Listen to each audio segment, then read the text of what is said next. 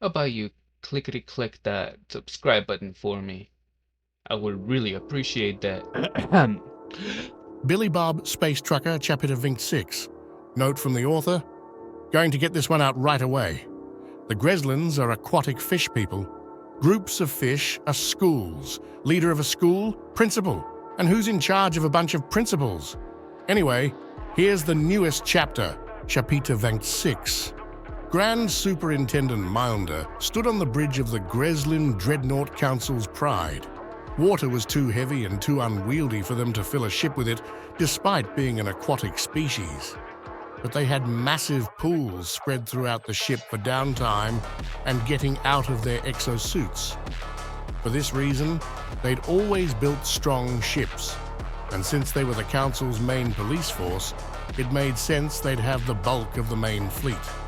The Crusticans were bogged down on their home system since they shared it with the Libertonians and their ongoing invasion of Bastion, so the invasion into human space fell to his kind.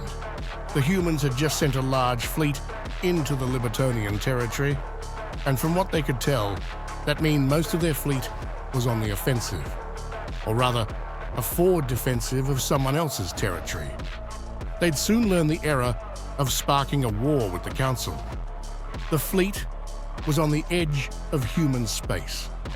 The FTL lanes ran through a brutal system they called Gemini, some sort of two-headed creature from their lore.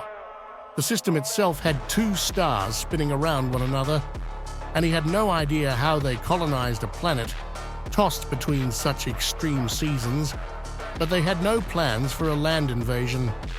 They'd brush aside orbital defenses, bomb the planet for a while, and move on to actual human colonies with land the Council could use.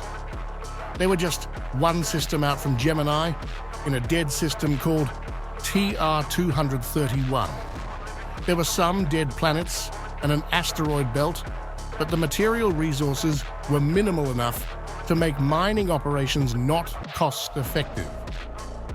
The fleet was approaching the asteroid belt when suddenly the FTL field flickered and stopped. The ships groaned a bit, slowing down as the lanes vanished around them. Maunder looked around at his crew. Report! We're seeing total FTL gate failure across this sector, sir. Impossible. There weren't any humans behind us. They couldn't have destroyed the gates. Readings indicate the gates are intact. They just stopped. That's not possible. Only the Council can control the gates. Fleet status? All ships reporting in. No damage, sir. Should we take defensive positions? Any civilian traffic? No. Since the declaration of war, the space lanes into human space have been empty. We're in a dead system. The humans aren't supposed to have much of a fleet left. They're just trying to slow us down, send out maintenance crews to the nearest gates, get them operational again. What about an ambush, sir? What did I just say? They don't have more ships. Get them out there. I don't even know how long it would take to reach human space without those gates. The average ship could travel at 10,000 miles an hour. Fast, but nowhere near FTL fast. There are some minor readings in the asteroid, sir. Minor? How minor? Maybe some small shelters, sir.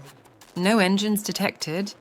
Bah, ignore it. Just some old survey stations before they realized the system wasn't interesting, most likely. What they didn't know was that they were being watched from those asteroids. Rear Admiral Wayne was leaning over the shoulder of one of his tech to read the console. They were running dark at the moment, his defense station hidden among the rocks. They're just sitting there? Yes, sir. Looks like they're sending out a maintenance team to one of the gates. Fat lot of good it'll do them. No defensive screen? Nothing? Just travel formation? Yes, sir, we have a clean shot on their forward dreadnoughts. The flagship is currently screened by another dreadnought. All right, well, blow that one up and then get the flagship. That's our primary objective. Yes, sir.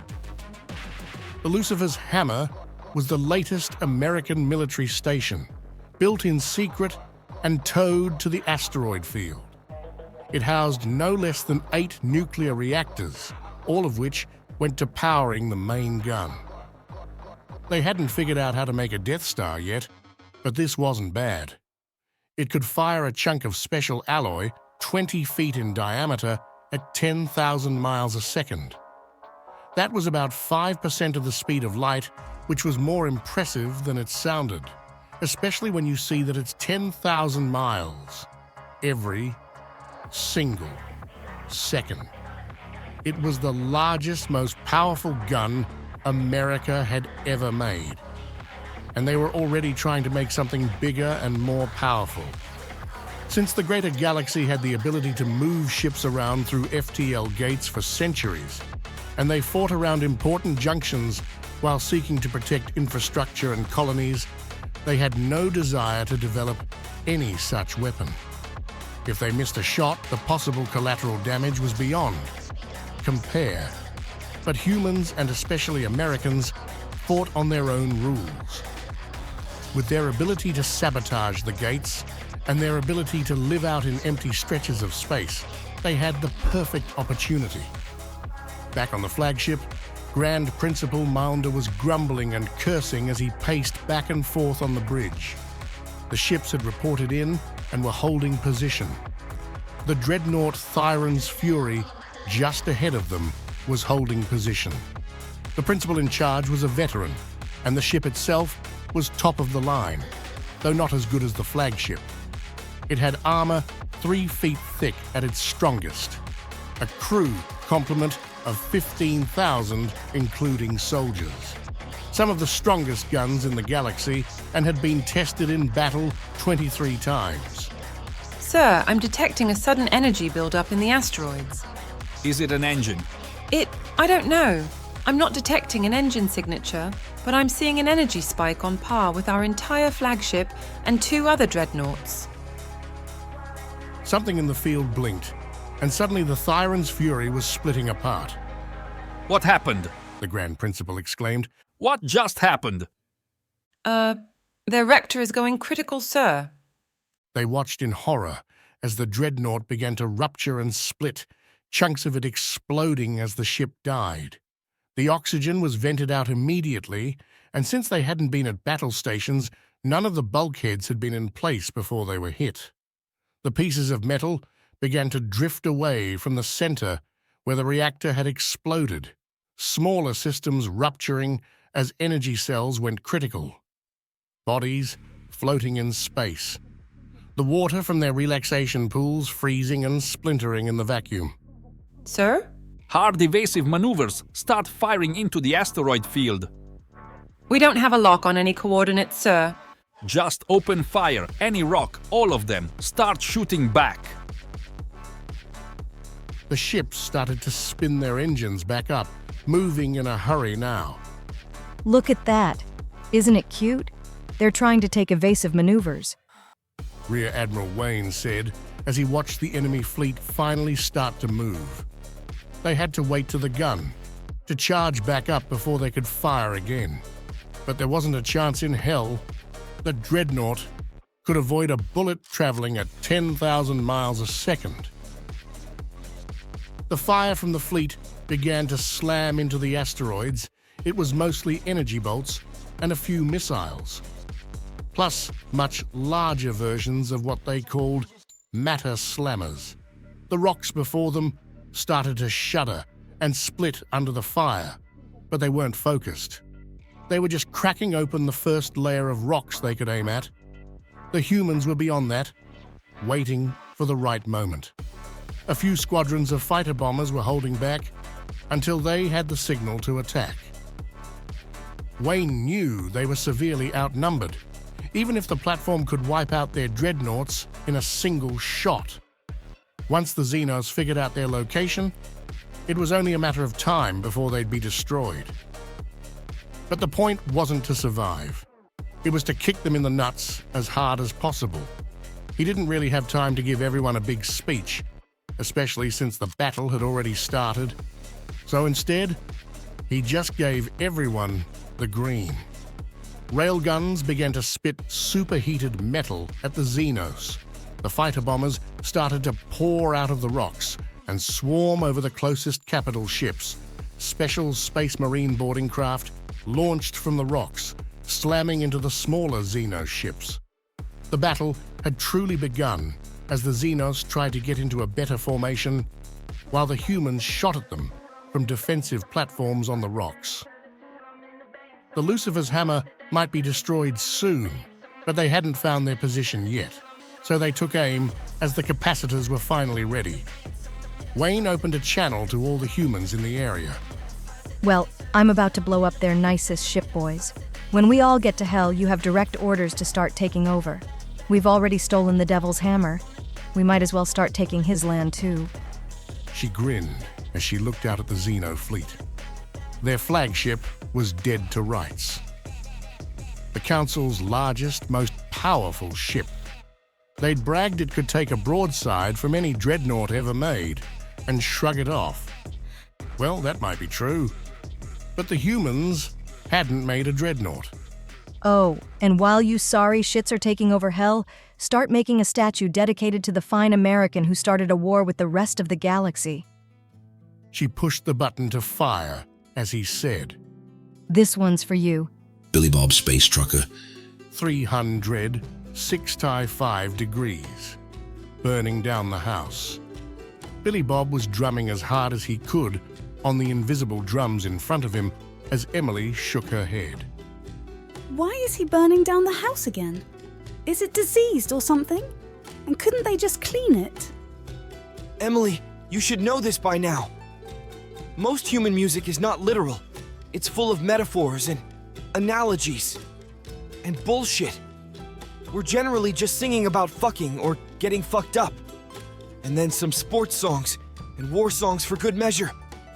Although one could argue that the war songs fall under getting fucked up. What about those blues songs? Well, generally they're about fucking, or being sad they haven't fucked in a while, or not fucking a specific person.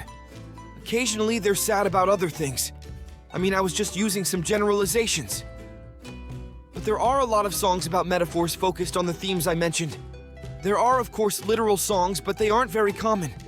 Although there's a good song about changing the name of a city. Once Billy Bob had laid claim to the Rosie again and gotten the Archangels off of it, the USS Predator had gone into attack mode. They attacked and destroyed a Crustican ship, making a show of bombarding a tracking station on the planet, and then skipped off as the Council's species tried to figure out what had happened. Getting Archangels onto planets wasn't hard. Getting them off was the trouble. So instead of taking the fight to the surface, they began to raid shipyards and orbital platforms. They all knew this wasn't going to be a quick war, so delaying production of new ships for a few months was more than worth it. Since the Archangels were doing their best to ruin the Xeno infrastructure, the news had forgotten about Billy Bob and Emily. He had no doubt that the crabs were still looking for them, but they probably thought they were on the cruiser that had been running amok. So Billy Bob had the Rosie docked at a black market space goblin station, and they'd rented out a room for a galactic week while they waited for the CIA to show up. He'd make sure to crank up the gravity in the Rosie twice a day and play around with Stomper so his muscles didn't atrophy or anything like that. Plus, he had fun playing around with the Space Foxhorse. It hadn't grown too much since they got it, but he was still excited for the day he could ride it into battle. Although, against what he had no idea. So they'd spent 3 days so far hanging out in the room listening to music, or going to one of the station's restaurants, or just wandering around for the hell of it. He'd quickly become popular as a chef, teaching them how to properly cook human food for maximum enjoyment. Their supplies were limited now that the war had cut off the supply, or at least made it harder to get. Yet human food went a long way for most Xenos. Humans were incredibly dense after all, so what would be a tiny portion to a human was a feast for a Xeno. The few omnivores and carnivores that were civilized paid very well to get the incredible treats, humans enjoyed. Billy Bob had been learning more about Xenos in the last few days. Without constantly driving around and knowing he needed to recover from getting the shit kicked out of him, he had nothing much else to do. For example, he'd learned the space goblins had been scavengers on their home planet and had just started to explore the greater galaxy when the regulation war was in full force.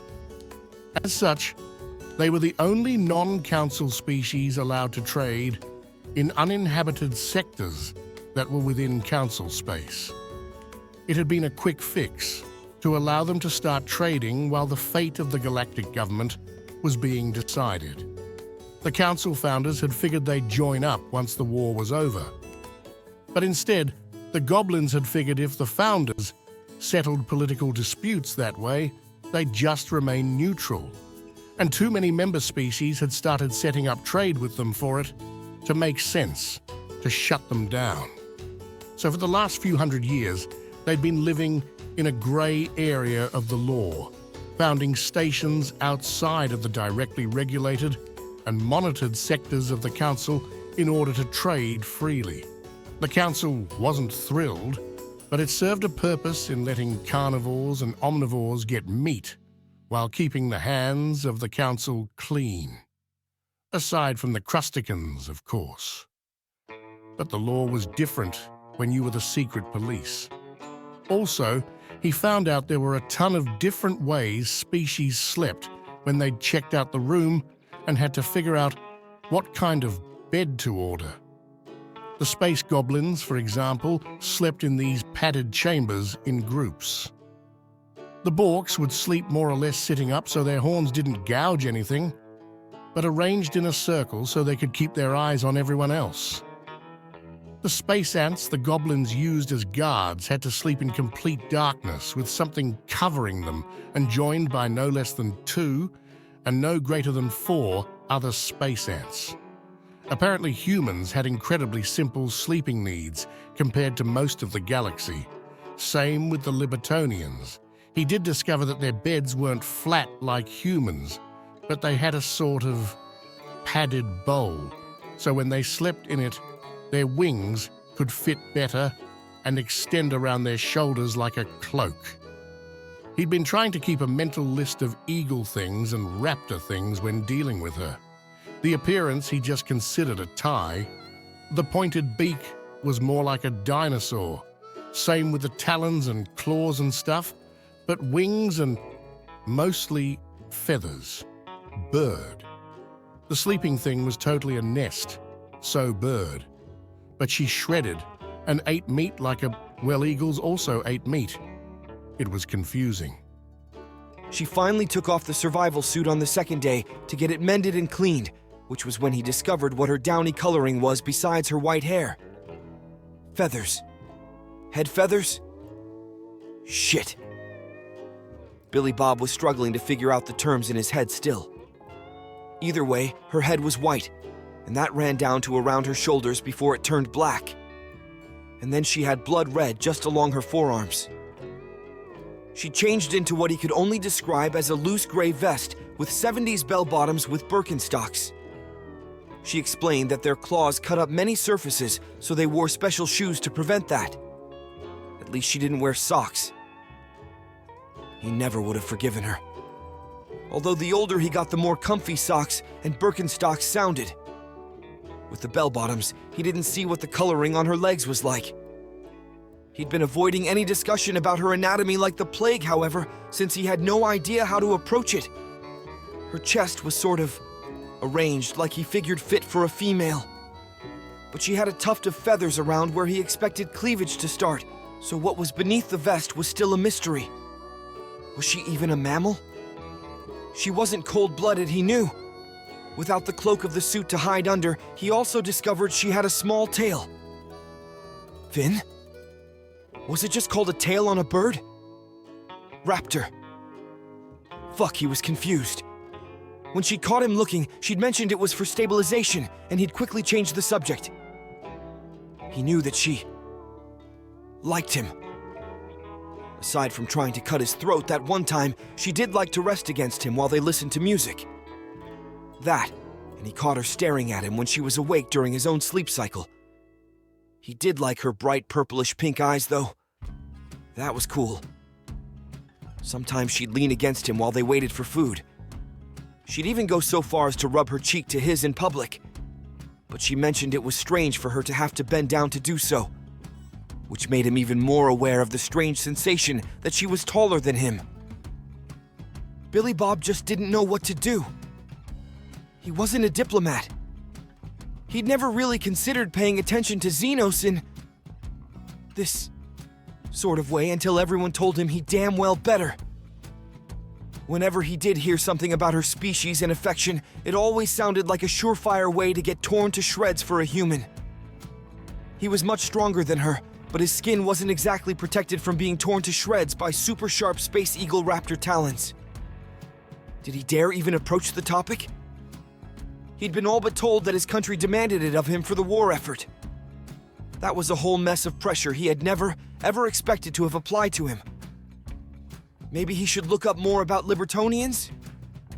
But what if she looked at his extranet history and saw him looking up Libertonians doing it?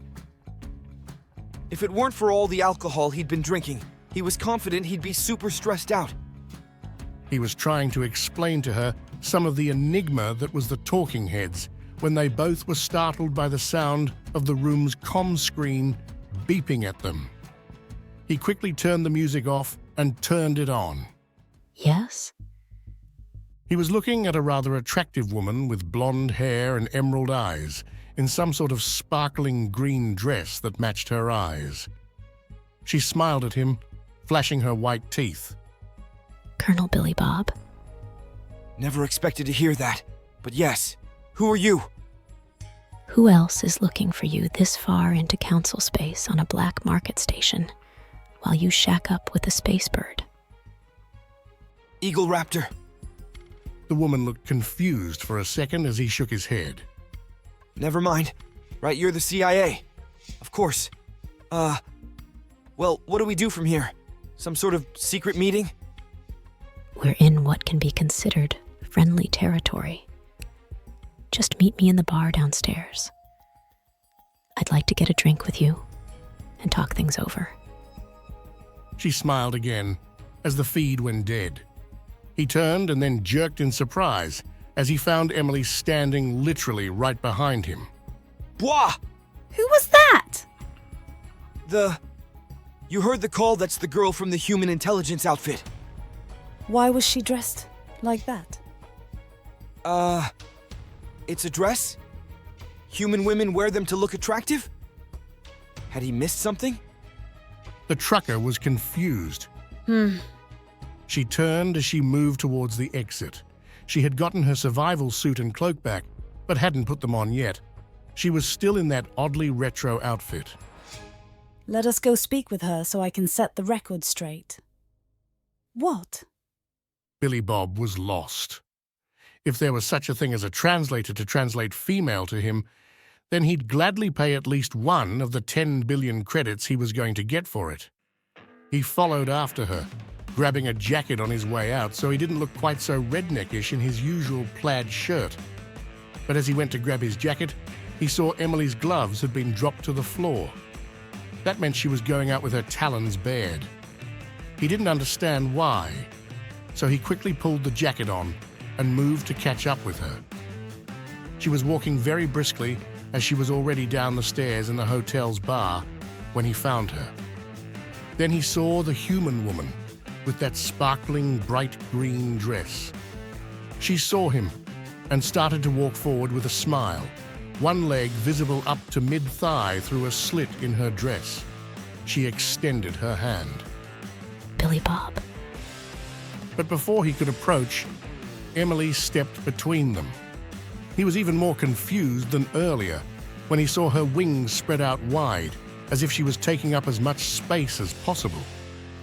Billy Bob couldn't even see the woman past her, but suddenly her white wings shifted as he saw bright red feathers bared beneath the normal white ones. What was going on? Hello? He couldn't see what was going on, but the woman was looking up at Emily, towering over her, wings flared, talons extended out, the gossamer dragonfly like wings in between her upper and lower arms, shimmering in the light. Emily didn't respond. She just advanced slowly, one step at a time, as the human backed up. When the CIA agent tried to step to the side, Emily snapped at her and quickly stepped to block her. What is she doing? She said as now the whole bar was watching. I have no idea! Billy Bob called out from the other side. Emily just let out a menacing raptor-like screech and advanced quickly as the woman squealed and backed up. Emily? Emily, what are you doing? He said while following behind the Libertonian. Why is she doing this? I have no idea! Stop her? I don't know how! Emily advanced again, and the woman shrieked as she was slapped with those big wings until she turned and ran out of the bar. Once she had done that, Emily turned to Billy Bob, who saw even more of those bright red feathers bared beneath the white ones now. She flapped her wings at him, and he backed up a ways. Then she turned, startling the patrons as she dashed forward, stealing a bottle of alcohol from the bar and 2 plates of food from nervous space goblins. She quickly handed them to Billy Bob, basically shoving them in his face until he grabbed them all, rather awkwardly, since he only had 2 hands. Once he had done that, she lowered her wings, standing to Billy Bob's left as he felt one wing on his back and the other his front. She stared back at the confused human woman and called out, Clearly I'm the better provider. Not to mention my natural bright colouring is much more impressive. Even with your cheap colour enhancement, he's obviously chosen his mate. Billy Bob nearly dropped everything in his hands then and there. What?